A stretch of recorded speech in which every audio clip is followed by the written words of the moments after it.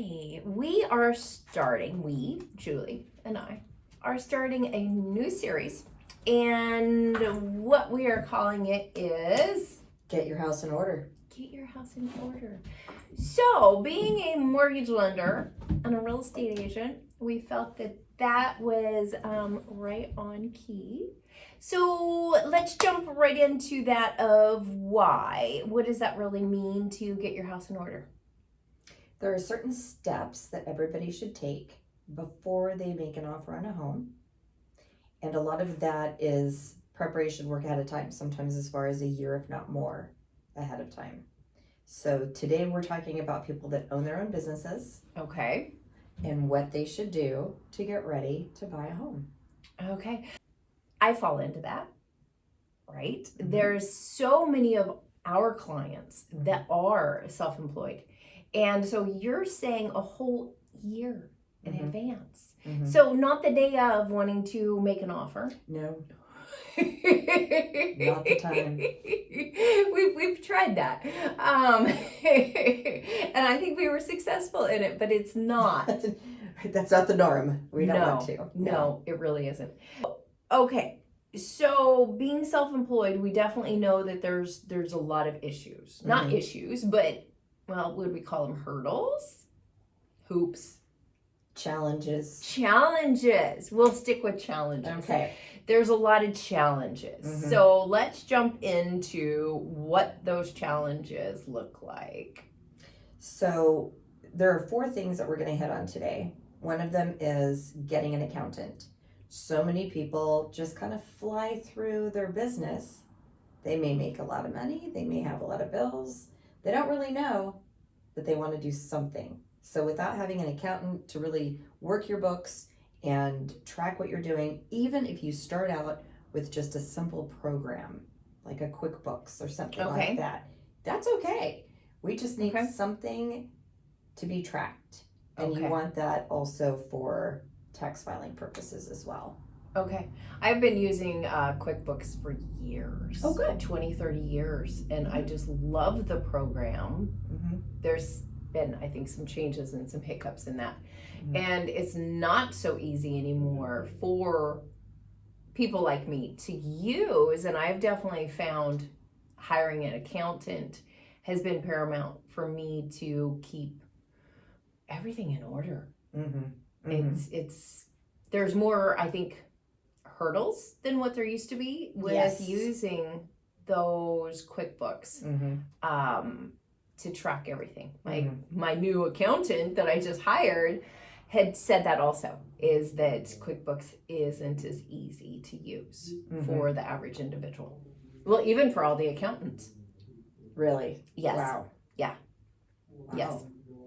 Okay, and then an accountant, what's our next thing? One of the things the accountant is going to say to you is, give me your business bank statements. And what your reaction should not be is, what do you mean my business bank statements? Here are my personals. So open a separate account. Open a bank account that is only for business purposes. Only run your business expenses through it. Do not just run through the drive-through and pick up a burger and use the wrong debit card. You want to really maintain your business separately from your personal account. And most bankers are familiar with how to set those up. And if anybody needs a referral, I'm happy to give them a referral to a local banker that is familiar with how people that are self-employed need to keep their books. So you were saying different separate accounts. Is that separate bank accounts and separate credit cards? So then that way we have one credit card that's specifically designated to business. Yes. So yes, if I'm having to pick up smoke detectors for a house, if I'm having to pick up a smoke detector for my house, those need to be on separate accounts. Exactly. And it makes it so much easier at the end of the year, because so many of our credit cards will give you an annual summary, and it even breaks it down by your criteria. And what I loved about QuickBooks is that you can also sync that credit card to QuickBooks, Yes. and it will automatically bring it in. And then you can preset, if I went to Ace Hardware to pick up that smoke detector, it will automatically know if I went to Ace Hardware, more than likely it's going to be in a repair or a supply category. Same with going for a hamburger. It should automatically know that if I went to Orlando's, it's going to be meals. Right. Yes. Exactly. Auto categorization. Yes. Fabulous. It is. It is. Yes. And part of having that separate account for your business is making your payments through that account. So if you have, say, a separate Home Depot card Yes. for business, then all of your business banking should go through that same account. So it's time to pay your Home Depot bill, pay the business one through the business bank account.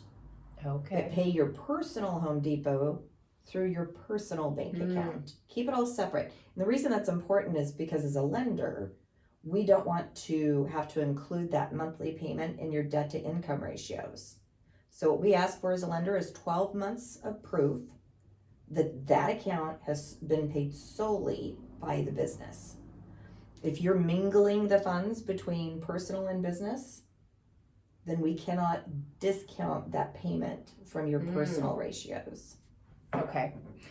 To go back to the thought of Home Depot, one thing I also love about Home Depot, if you set up to have a pro account with them, when you go in and purchase something, you can specifically designate what account, or, like with me, I could say that this was for the Cashmere house, this was for the Copperhead house, or it could have been personal. So every time I go in, I specifically tell them it is on my pro account, and then that way I could tell them exactly what project it should be labeled under, and then we'll also email that to me.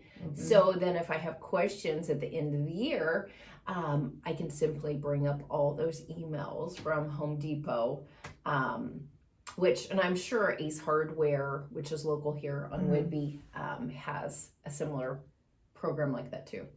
And they will do that even if you don't have a pro account. They will email everything. Oh, okay. So I know that personally with our windstorm, oh no, I went to Home Depot yesterday and picked up a new generator. Oh dear. And as you're checking out, you just say that you want it emailed, and they keep a record of it within their system. So then you don't have to hang on to your receipts. Super. I know they also do that for paint. So if you have custom tinted paints, They and track you it all. don't keep the cans, you can go back and get that. And then so that brings us to our fourth item, right? Or are we on 3? We're on the 4th one, and this is shocking. Are you ready? File your taxes. Oh dear. And pay your taxes. Oh dear. Are there people that don't do that? So many. Wow. So many that do not file taxes. Oh. Even people that have been in business for years and years and years, who have been able to skate under the radar. Oh gosh. And then we've got ones that will file, Okay. but they don't pay their taxes. Okay. So most people say, well, why do you care? You're not the IRS. Or, are you going to tell the IRS? Don't tell the IRS. No, we're not the IRS police. However, an IRS lien takes precedent over any other lien filed against a property. So even if you're making your payments on time to us, if you choose not to pay your taxes and the IRS figures it out, they'll throw a lien against your home and they will get paid first. And so that's why as a lender, we make sure that you've paid your taxes, because we need to be in that first lien position. Yeah. We don't want the IRS to do it. So a mortgage company might not lend or won't be able to approve a client for a mortgage if they're too far behind, or what are those scenarios? What is that? We're a little more creative than that. Okay. So what we'll do is we will require that anything that's due be paid at the time of closing. Oh wow. So we would Anything that is due. that is do. Oh, shoot. So we actually ask for you to sign into your own IRS account and pull up the amount due. Oh, wow. And that gets paid. Here's where some people are getting caught, usually after April 15th or 16th, whatever day they have for us to file, is they will file an extension. Yeah. Here's a hint.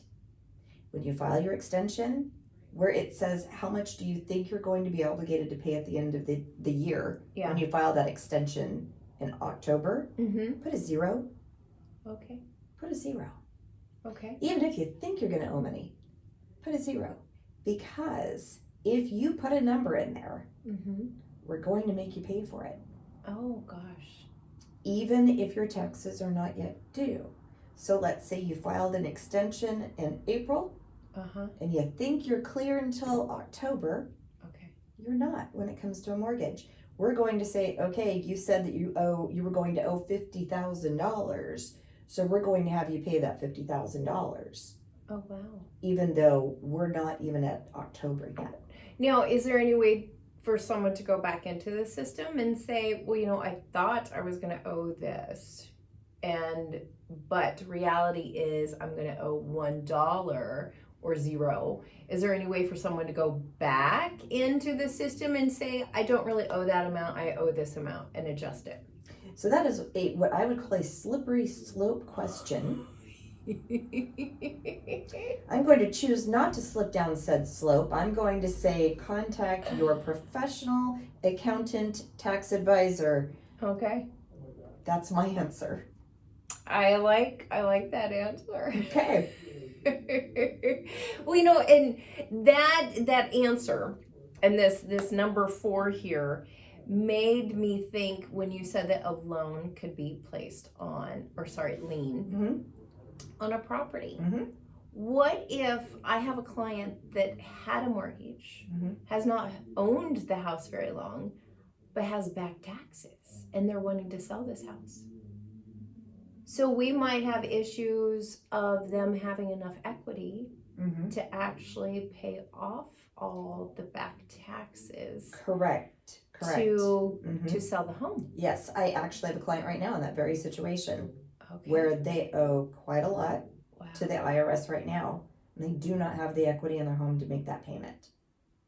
Wow. So that's possibly going to halt the sale of the home. Correct. Wow. Because there's not enough room. Okay. So they could probably keep the house, rent it until that mortgage is paid down. But yeah. Wow. So this means you should not only file your taxes, but pay your taxes. You should pay your taxes. Now, I will say that there are people that make their payments on time. Right. So people that own businesses with a pretty good chunk of money that they net at the end of the year are given payment slips by their accountant that says quarterly. We're estimating that you are going to owe this amount of money. You can pay it monthly, quarterly, whatever it is that you've worked out with the accountant. Yeah. And I have been able to have the client go into their IRS account, pull up that payment history and say, hey, I've already made the payments I was expected to. Yes. Therefore, I do not need to make any more payments at the time of closing. Yes. So you can track that if you are actually making the payments. Okay. This kind of gives me a headache. Doesn't it? Such a good topic.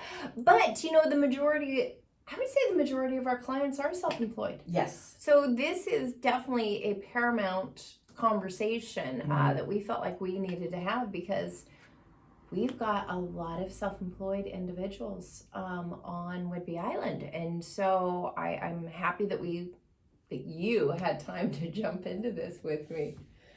Super fun. Yes, always. Super fun. So I am Anita Johnston. This is the beautiful Julie Jackson with CMG Home Loans. Home Loans. So if you have more questions, you can always buzz Julie or me, and you can find all my information on Move to Whidbey. Thanks.